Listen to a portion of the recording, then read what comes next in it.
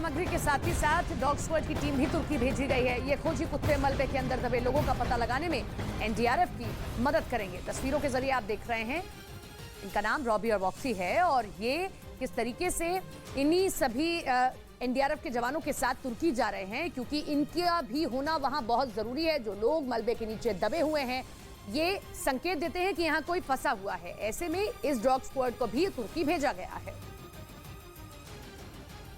NDRF की 2 dog squad की team पहले ही तुर्की भेजी जा चुकी है और 2 डॉग स्क्वाड की टीम C-17 ग्लोब मास्टर के जरिए फिर भेजी जा रही है। आप देखिए, बॉब और रॉक्सी नाम बताया गया हमें। इसका क्या नाम है? ये बॉब है और वो रॉक्सी। तो ये क्या करते हैं वहाँ, कैसे काम करते हैं? ये दरअसल जो मलबे में दबे लोग होते हैं, मलबे में दबे लोग जो होते हैं उनकी पहचान करते हैं, उसमें मदद करते हैं एनडीआरएफ के जवानों की। और देख सकते हैं ये जो खास इक्विपमेंट है जिसमें बंद करके ले जाया जा रहा है। पहले भी 2 टीमें डॉग स्क्वाड की भेजी जा चुकी है एनडीआरएफ के जवानों के साथ। और अभी जो तुर्की में C-17 ग्लोब मास्टर के जरिए ये रॉक्सी है, वो बॉब, ये दूसरा रॉक्सी एनडीआरएफ के जवान को देख सकते हो वो तैयार कर रहे हैं, क्योंकि वहाँ जो तापमान है वो कम है। इसलिए तमाम जो डॉग हैं, पहले भी जो 2 डॉग भेजे गए हैं और अभी जो 2 डॉग भेजे जा रहे हैं, इनका वहाँ काम होगा कि वो मलबे के अंदर दबे जो लोग हैं, तुर्की के लोग हैं, उन्हें सूंघ कर उनकी पहचान करें और एनडीआरएफ के जवानों की मदद करें कि कहां कौन फंसा हुआ है।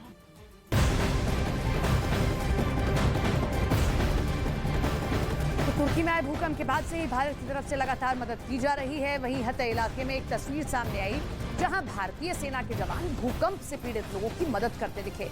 हतई में भारतीय सेना की तरफ से फील्ड अस्पताल की व्यवस्था की गई है। ये तस्वीरें आप देख रहे हैं तुर्की के हतई प्रांत की, जहां पर ये फील्ड अस्पताल तैयार किया गया। और इस फील्ड अस्पताल में आप देख रहे हैं कि भारतीय जवान जो यहां से गए हैं तुर्की के लोगों की मदद करने के लिए, वो किस तरीके से पीड़ितों के उपचार में लगे हुए हैं। लद्दाख में एलएसी के पास चीन को जवाब देने के लिए भारतीय सेना 13,000 फीट की ऊंचाई पर मौजूद न्योमा एयरबेस को लड़ाकू विमानों के लिए तैयार कर रही है। इस वक्त इस एयरबेस से अपाचे, चिनूक और मी-17 जैसे हेलीकॉप्टर उड़ान भरते हैं। और अब भारतीय सेना लद्दाख में एलएसी के पास न्योमा एयरबेस को लड़ाकू विमानों को उतारने के लिए अपग्रेड करने में जुट गई है।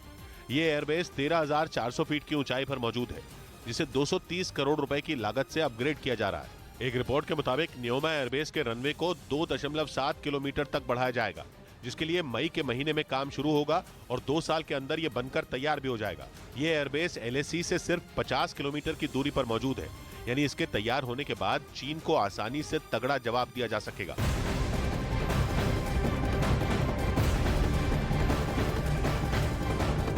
तुर्की और सीरिया में भूकंप ने भारी तबाही मचाई है। भूकंप से मरने वालों का आंकड़ा बढ़ता ही जा रहा है। रेस्क्यू ऑपरेशन भी युद्ध स्तर पर तुर्की और सीरिया में चलाया जा रहा है। और इस बीच एक महिला जो कि 62 घंटे से मलबे के ढेर में फंसी हुई थी, उसको निकाला गया। तो वहीं एक लड़की और एक बच्चे की भी जान बचाई गई, उन्हें सकुशल बरामद किया गया। भूकंप की वजह से इन इलाकों में सब कुछ बर्बाद हो चुका है।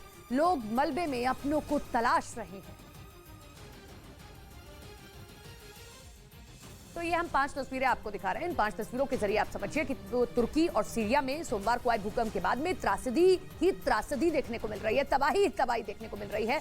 लेकिन रेस्क्यू टीम हर संभव कोशिश कर रही है कि जो लोग अभी भी दबे हुए हैं उनको सकुशल बाहर निकाला जाए। एक महिला जो 62 घंटे से मलबे के नीचे दबी हुई थी, उसे सकुशल बरामद किया गया। इसी के साथ में एक लड़का और एक बच्ची को भी बाहर निकाल लिया गया, जिसके बाद में देखा कि किस तरीके से सभी ने तालियां बजाई रेस्क्यू टीम के लिए।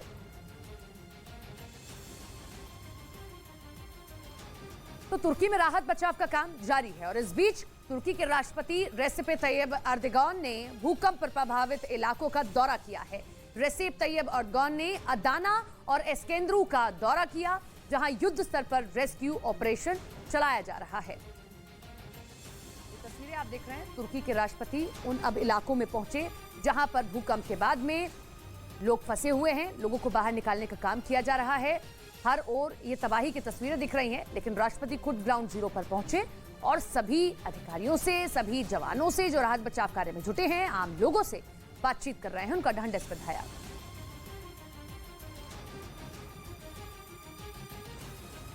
उधर खबर है कि एक बहुत बड़ी कुदरती आफत तेजी से भारत और पाकिस्तान की तरफ बढ़ रही है। अकेले भारत और पाकिस्तान के 50 लाख लोगों की जिंदगी पर खतरा बताया गया है। और यह खतरा केवल भारत और पाकिस्तान तक सीमित नहीं रहेगा, बल्कि दुनिया के 1.5 करोड़ लोगों की जान पर संकट आ जाएगा। इतने बड़े खतरे का अंदेशा उस वक्त जताया गया जब तुर्की और सीरिया के जख्म हरे हैं। ये खतरा चीन की चाइनीज एकेडमी ऑफ साइंसेज की एक रिसर्च में जताया गया। ये रिसर्च नेचर कम्युनिकेशंस नाम के जर्नल में छपी और पूरी दुनिया में डर का माहौल बन गया। खबर है कि हिमालय की गोद में कुछ ऐसे बदलाव हो रहे हैं जो बहुत बड़ी तबाही की वजह बन जाएंगे। चीन से लेकर भारत तक और भारत से लेकर पाकिस्तान तक लाखों लोगों की जान पर खतरा है और इसीलिए रिपोर्ट टेंशन बढ़ाने वाली है। भारत और पाकिस्तान समेत एशिया के कई देशों पर इस तबाही का असर हो सकता है। क्लाइमेट चेंज को इस तबाही की सबसे बड़ी वजह बताया जा रहा है और माना जा रहा है कि क्लाइमेट चेंज की वजह से ग्लेशियर तेजी से पिघल रहे हैं।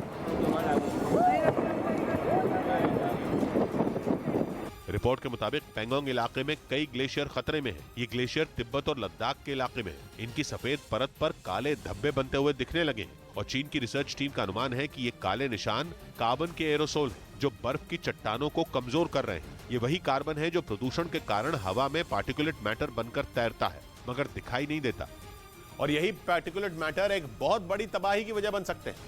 जिन ग्लेशियरों पर खतरा बताया गया उनसे लगभग 30 से 50 किलोमीटर के दायरे में रिहायशी इलाके मौजूद हैं जो तेजी से ग्लेशियरों के पास पहुंच रहे हैं और रिहायशी इलाके ग्लेशियरों के करीब पहुंचने की वजह से प्रदूषण का तगड़ा असर हो रहा है। जिस इलाके में खतरा बताया गया है वहां करीब 2000 ग्लेशियर मौजूद हैं। ये ग्लेशियर छोटी बड़ी 2000 झीलों का निर्माण करते हैं और दावा यह है कि इन 2000 में करीब 200 ग्लेशियर ऐसे हैं जो खतरे के दायरे में हैं। ये ग्लेशियर पिघले तो ऐसी झीलें बनेंगी जिन्हें संभालना भी मुमकिन नहीं होगा।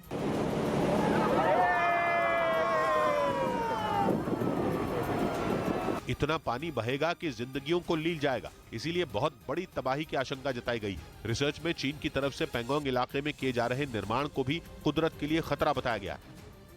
उधर दक्षिण अमेरिकी देश चिली के जंगलों में लगी आग हर गुजरते दिन के साथ फैलती जा रही है और इस आग की चपेट में आकर मरने वालों की संख्या बढ़कर 26 से ज्यादा हो गई है, जबकि हजारों लोग बेघर हो गए क्योंकि जंगल में लगी आग कई रिहायशी इलाकों के लिए भी खतरा बन गई। जिसके बाद प्रशासन ने एहतियात बरतते हुए अब तक हजारों लोगों को हटाकर सुरक्षित जगहों तक पहुंचा दिया।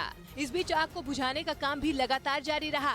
चिली की राजधानी सेंटियागो से करीब 400 किलोमीटर दूर जंगलों में धधकती आग कहर बरपा रही है, जिसकी वजह से इस पर काबू पाना वहां के दमकल विभाग के लिए मुश्किल हो गया क्योंकि आग की विकराल लपटों ने अब तक आसपास के इलाकों को भी अपनी चपेट में लेना शुरू कर दिया है।